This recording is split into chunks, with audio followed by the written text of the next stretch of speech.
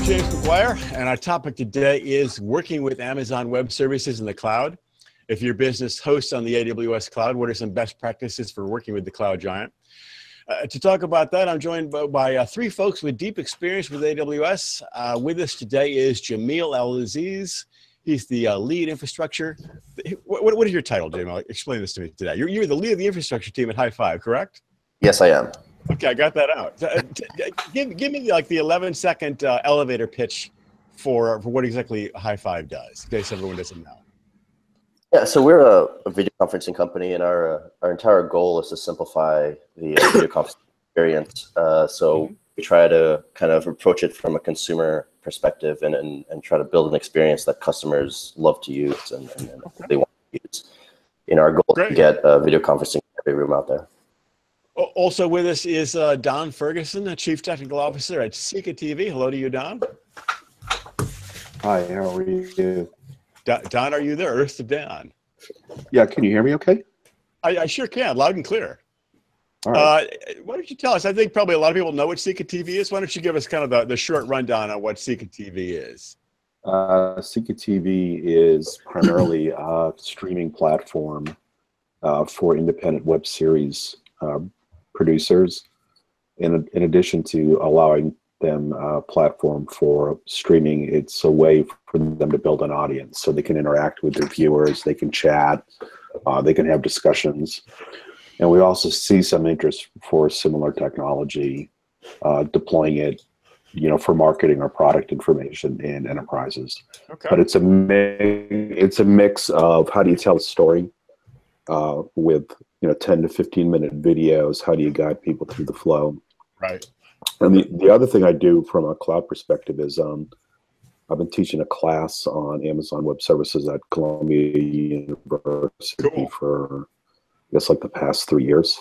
So it's kind of interesting to, well, yeah, I mean, the thing that's interesting about that, the first talk I ever gave on serverless was, can you teach old dogs new tricks? Because I was an old dog trying to learn a new trick. But then when I started teaching at Columbia, it was, well, can you teach new dogs the tricks? Because you've got all these masters and undergrads who learned how to program but never used the cloud. So it's an interesting experience. Great. Also with us is Bernard Golden, CEO at Navica and author of Amazon Web Services for Dummies, as well as other books. Hello to you, Bernard.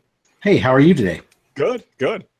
So at Amazon Web Services, I would ask the three of you, what is, a key piece of advice you give to some business that's getting on board with AWS? What's sort of the secret sauce to working with Amazon Web Services? Jamil, I thought you had an interesting idea yesterday. What was your top secret tip for working with AWS? I think for me, the first tip I like to give any company I join in is honestly get to know and befriend your account rep. Account rep can make all the difference in terms of understanding AWS, getting you in touch with the right people over at AWS, getting you in touch with the solution architects, and even just finding the documentation you need to find. So it's almost like you have to romance the account rep a little bit. You'd think that Amazon Web Services would be kind of bending over backwards to cater to the customers, but you're saying that the customer maybe should take a proactive approach to reach out to the. They do. I mean, your account rep usually will take a very proactive approach in reaching out to you and being involved. It's the trick is to actually listen to them, respond to them, develop that relationship. Right. I've been at several previous companies, and the relationship is different every time. And the ones that are the most successful are the ones that actually nurture that relationship with the account rep. Bernard, what would you say if forced, to give like one essential piece of advice that the company's getting on board with AWS? What would you say? Like, oh, definitely keep this in mind for your AWS deployment. Well, I guess what I would say is that a lot of times what I do with companies is they sort of approach it like, well, we've had our own data center, but now we're going to use AWS, so we'll use their infrastructure instead of ours, and it's infrastructure as a service. Right. The thing that I really emphasize is that's a really limited way to think about Amazon Web Services.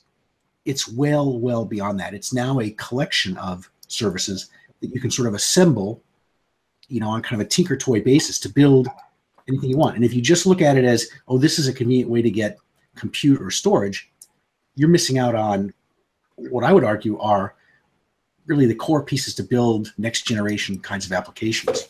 Like artificial intelligence, data analytics. What other tools might you say? Make sure people think about. Well, there's a whole set of things that help you assemble these kinds of things. So they've got notification service, so you can send out alerts or stuff like that. They've got an IoT service to help you if you're building some kind of device. They've got an API gateway so that you can bring events into the system.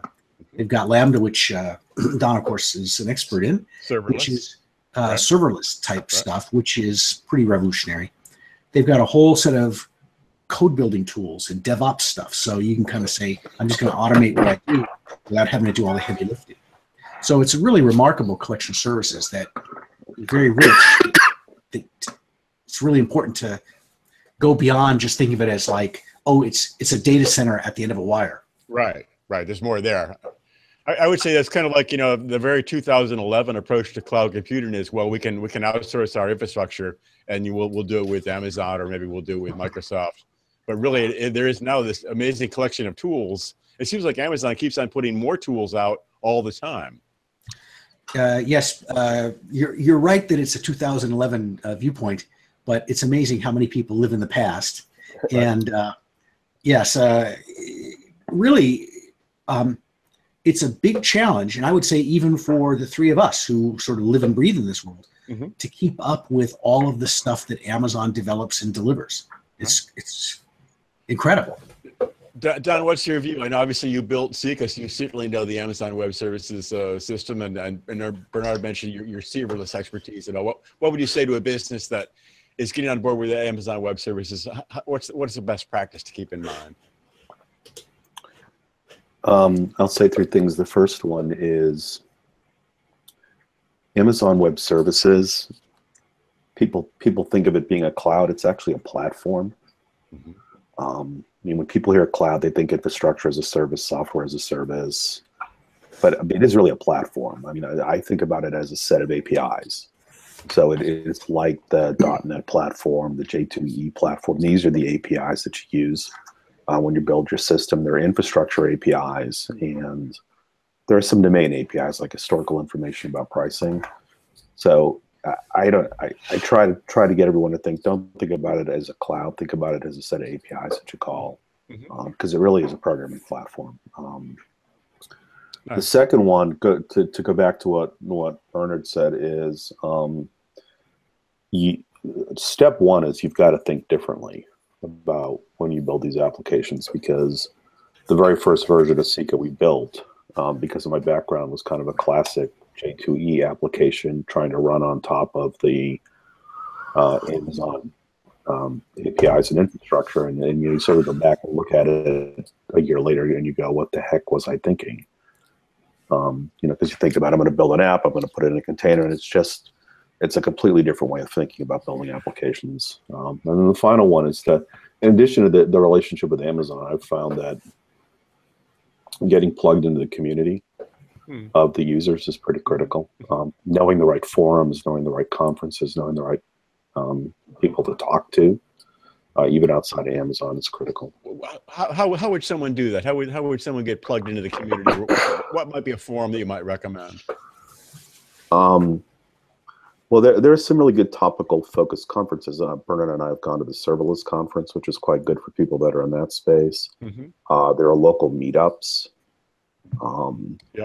You can find sub meetings at the larger Amazon conferences, so sort of meetings within meetings.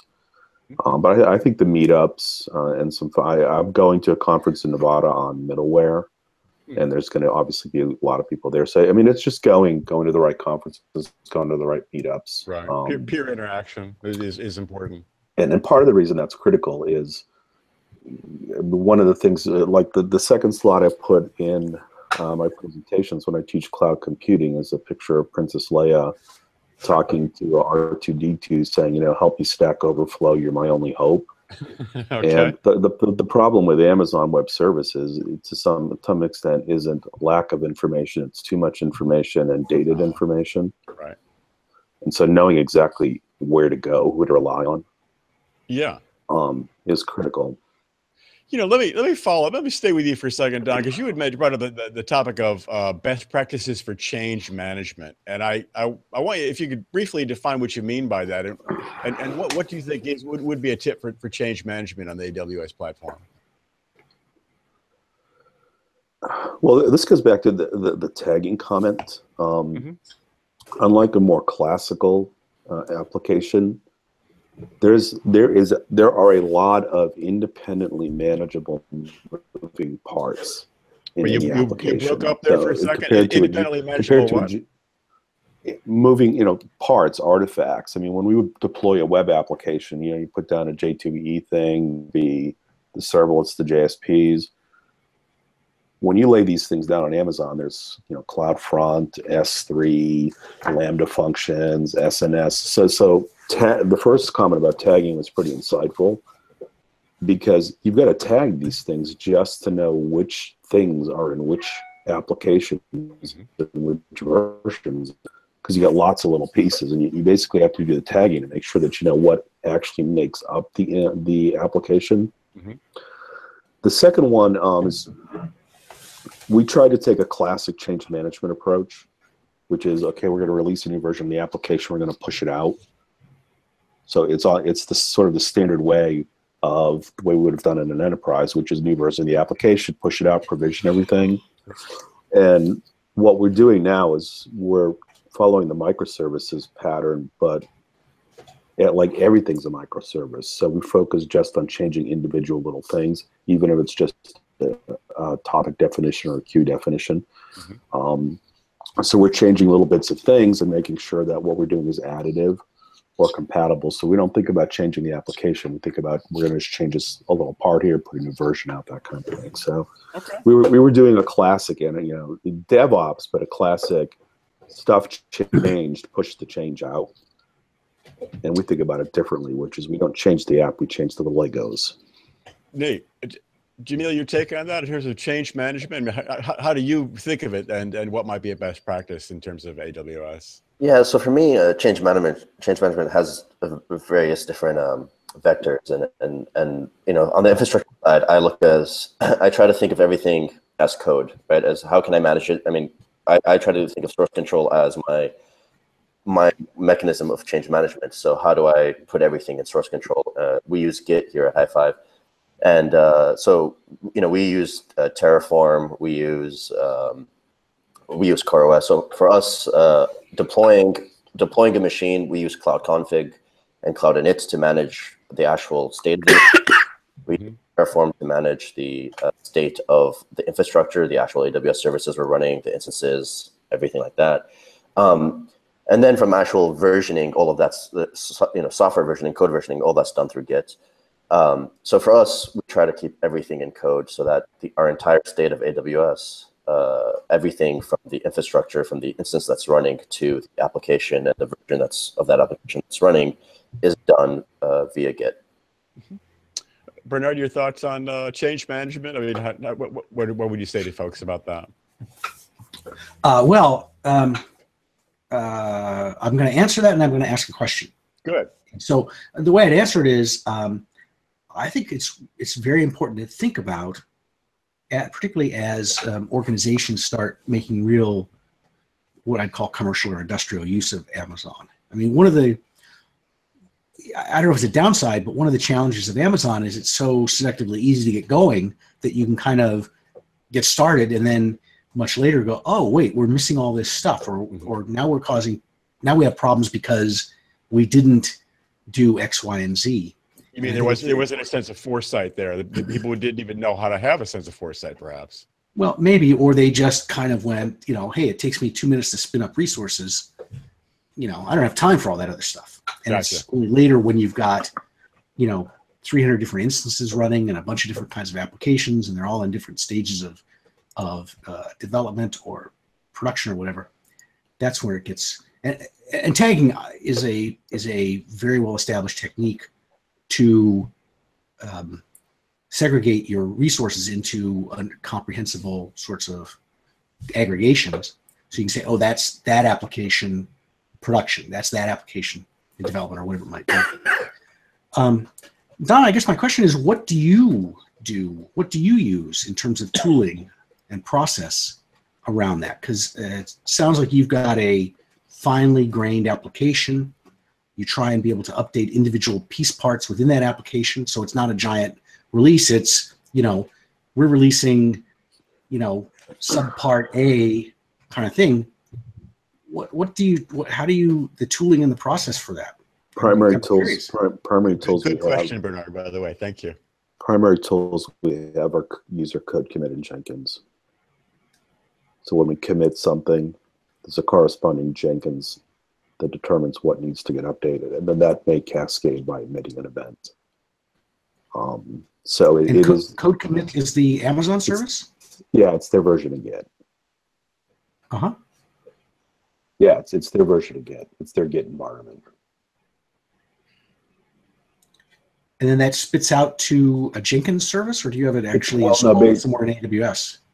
We have a Jenkins server that reacts to the event and runs the Jenkins scripts. Okay. Bernard, did you get your full answer there?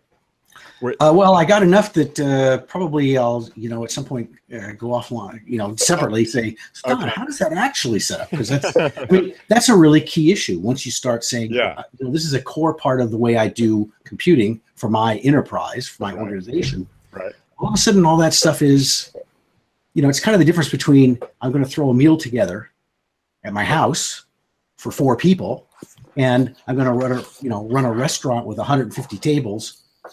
And, et cetera. You have to have a system for a restaurant with 150 tables. You can't just sort of go, I'm a really creative cook. True. So what about the issue, and this is maybe the most important part of this, is the issue of cost. Jamil, any tips for people in terms of either shave a few pennies, better manage the whole system in terms of cost, or what would you tell people? Yeah, so we discussed this briefly before this started. The first thing, as everybody mentioned, and as we brought up multiple times, is make sure you have a robust tagging scheme out there. That's going to help you identify your resources. It's going to help you understand where costs are coming from. You can see that in your billing manager and kind of drill down to see where your costs are coming from. The second thing I would look into is Amazon provides, they don't make any effort to hide cost saving measures. And what I mean by that is use spot instances where you can. Use reserved instances where you can. Use S3 storage analysis and identify objects you're not accessing frequently. Use different storage tiers for that. There's plenty of ways to go in and reduce your costs. But the key is to discover where your costs are coming from. And the only way you can do that is by being very aware of what is running, where it's running, and why it's running. And for me, that's where, you start with tagging, and once you have that in place, you can start looking for everything as a way to reduce your cost. So, do you think that Amazon is helpful with those kind of issues?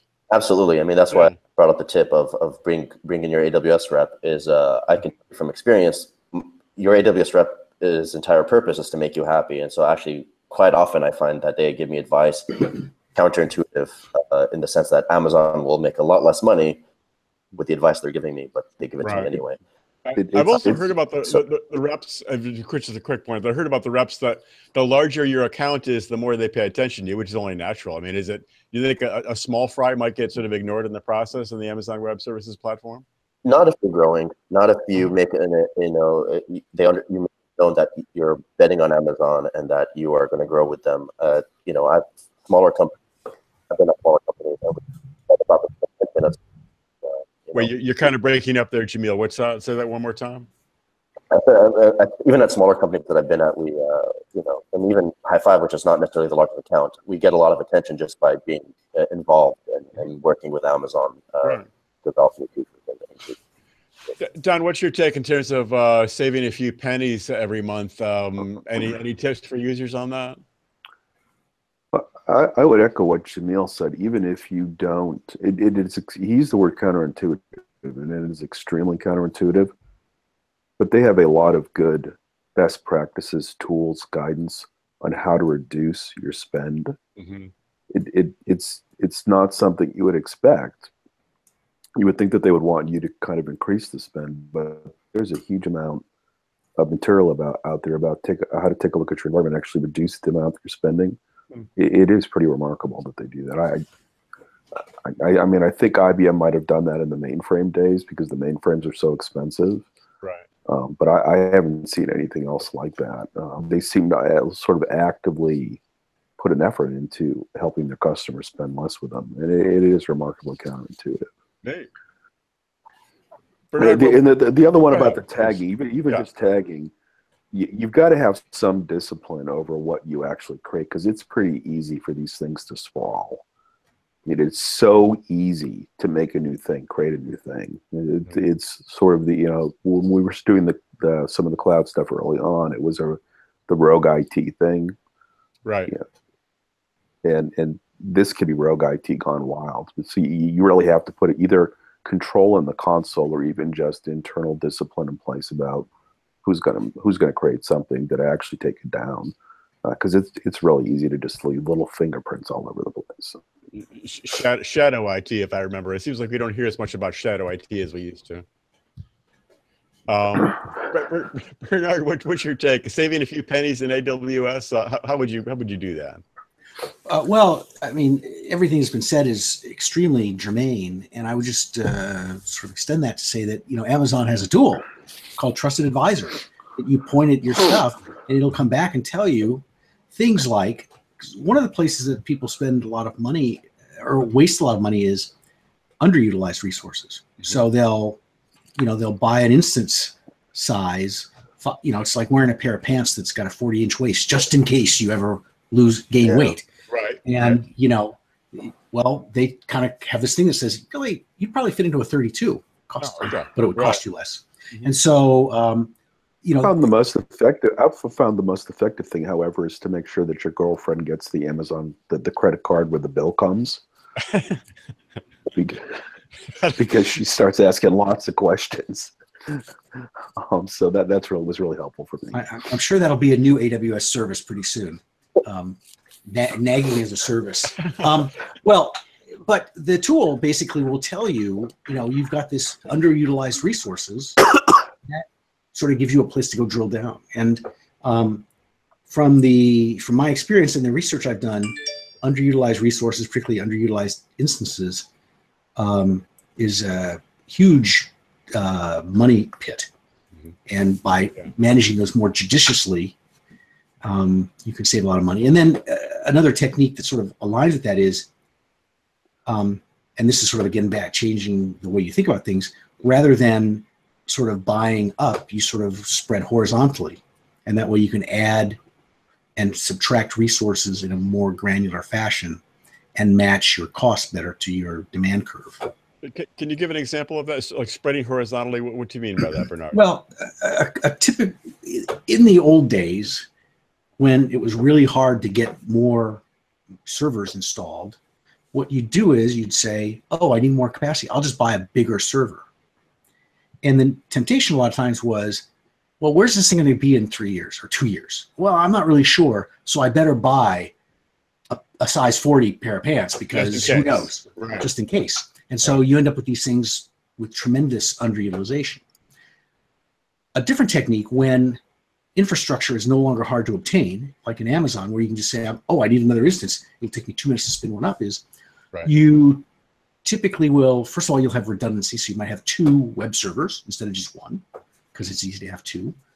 And then what you would do is, rather than using big instances or larger instances, you'd use smaller ones. And if demand hit, you'd say, oh, I'll spin up another one or 2 more or 5 more. And you use load balancing to spread traffic across those. And that way, the amount of computing resource you've got matches the actual demand. And then if the demand drops off, you can easily slough off those extra instances and go back. And that's that sort of horizontal scaling, it's often referred to, or horizontal growth, is a good technique to avoid this kind of, I've got a big honking machine that's running at 4%. Right. It's a lot of good stuff. I think you guys said it. If there's anyone, like one last thing you'd want to say, like, oh, if you're going to be an Amazon Web Services, definitely think about this. It's my real secret. Don, what would you say? Like one last thought about like working on Amazon Web Services, like something that's particularly important for businesses to keep in mind. Yeah, they've got a very sophisticated security policy model. And I don't think people put enough thought into that and how to use it. It's extremely powerful. It's extremely complex. But I think it's part of the solution that people don't really think through very well.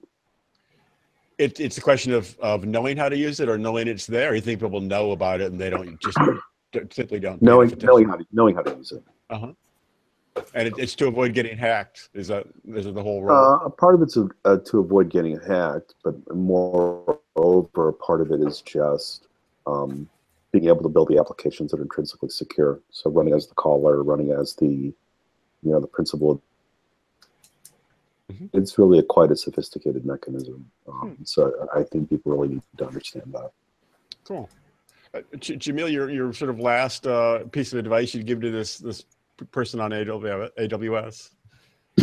Sure. I mean, I'll actually echo something Donald just said, and also something Bernard mentioned is, but at a higher level is AWS is all about the APIs, and in order to really understand AWS and to do well in AWS, honestly, read the documentation and read as much into the documentation as you can. It's very easy to get started on AWS, and because it's very easy to get started on AWS, it's very easy to make mistakes that are hard to recover from. And once you have an application running in production, it's almost impossible to recover from some mistakes.